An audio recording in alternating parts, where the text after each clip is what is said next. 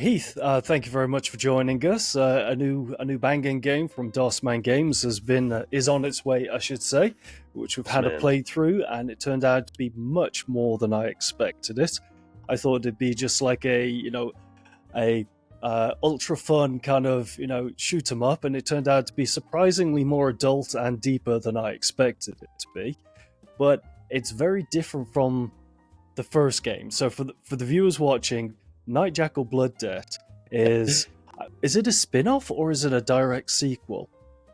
No, it's just a completely different beast, and that's kind of Right. the beauty of Night Jackal is, I mean, it's whatever the hell you want it to be. 'Cause Yeah. I'm not precious about this IP. It's just kind of we have fun and do a lot of fun things. So, when Sam approached me and wanted to turn that game into an FPS, I told him, I said, well, definitely could do that. We'll see what it is. Because him having a gun, I was like, that's just not something I ever saw Night Jackal having. And Yeah. I said, but I'm not opposed to it. Let's have fun.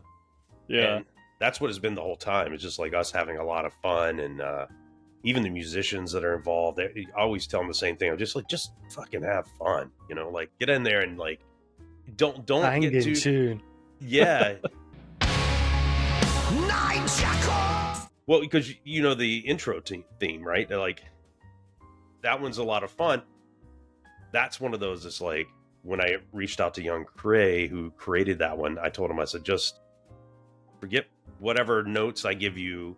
Like I'll give you stuff, but like just go enjoy yourself. He told me it was one of the funnest things he ever worked on. It's You good to can be hear like it in the not voice. so not so serious with the IP per se, and to kind of be a bit more loose and able to goof around, try some new things, and have fun with it. Because I feel like that's something that's, I mean, as a developer or someone composing music, it's something a bit more, I guess, out of the ordinary from your typical type of job. So a lot more creative stuff can come about when you're able to kind of let loose. Just cool. It's good to hear. And also, it was the source material for that theme song was, I don't know if you guys remember the Sega Daytona song. It was like, Remember the game, you know that song? Yeah. That was the inspiration. Yep. I said, you hear this? Okay. I was like, and now this is what's about. It's about a revenge. So it's like taking this really upbeat, fun, like racing Daytona USA game song, and like now it's about this sort of revenge, like this. Your fiance is murdered in the most violent way, and like, and just have fun with it.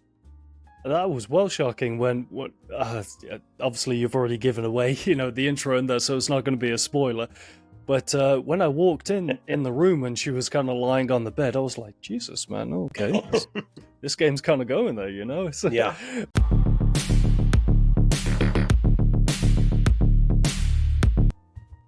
Well, the concept is basically Night Jackal came from a couple different things happening at one time.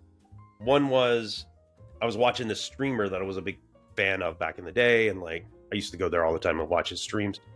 And he mentioned one time, he's like, man, if I ever made a game, I think he said, and I can't remember fully, but I think he said he would make some retro game, but like make it as offensive as possible. And I was like, that's a really good idea. Yeah. So that was one side. Yeah. The other side was at the same time I was always thinking about Batman and these different characters from the comic books that are they have this perfect moral compass. Mm-hmm. So like Batman's a perfect example because it's obviously that's the character that gets satirized the most with Night Jackal.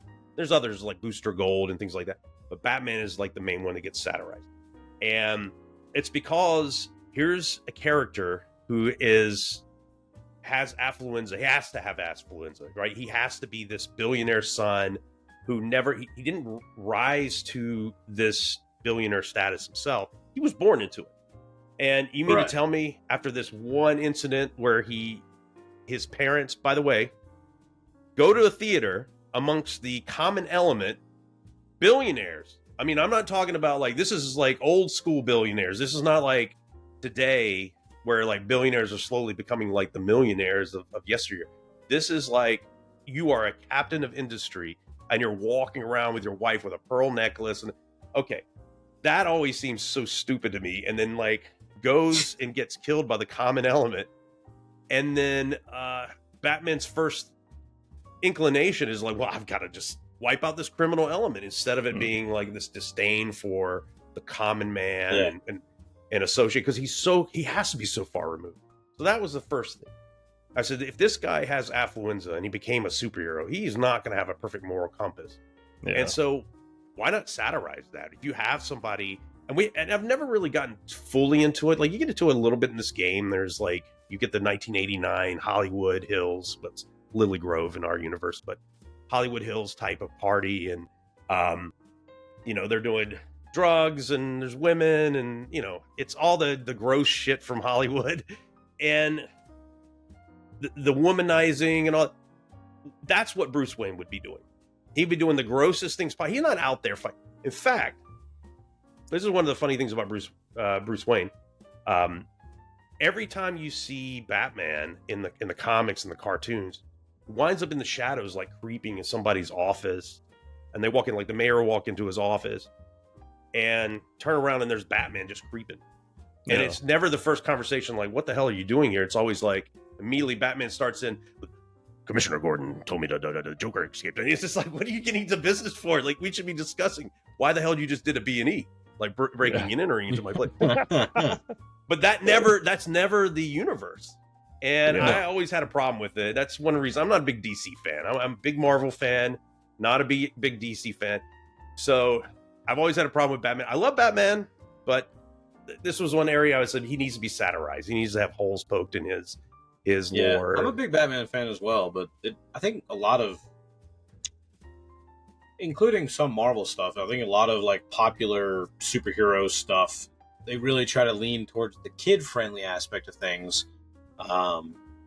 So you never get like, it's like, why did you break into my office and like, like just lurk in the corner in the shadows and wait for me to pop out, and then you're like, here I am, and just they never really talk about that. And like the billionaire element, like all you ever see Batman do is like talk to some people at a ballroom or something. You never really see anything else that would like put him into that element. Like he's really not going to be that different from your typical billionaire or millionaire or person with that status outside of his main, agenda as far as being this, pseudo savior of the people, even though it's more of a revenge trip.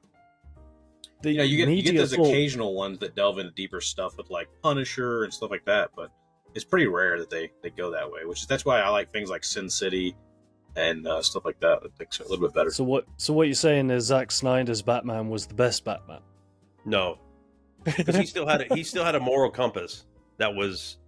In fact, if you watch the latest, true, mind you, Michael Keaton killed people as well, and that was a big fuss at the time. Yeah, he did, but if you watch the Flash movie, like even you see Batman kind of rolling, it's like he's just there, ready to, care for the people, do the right thing for the people.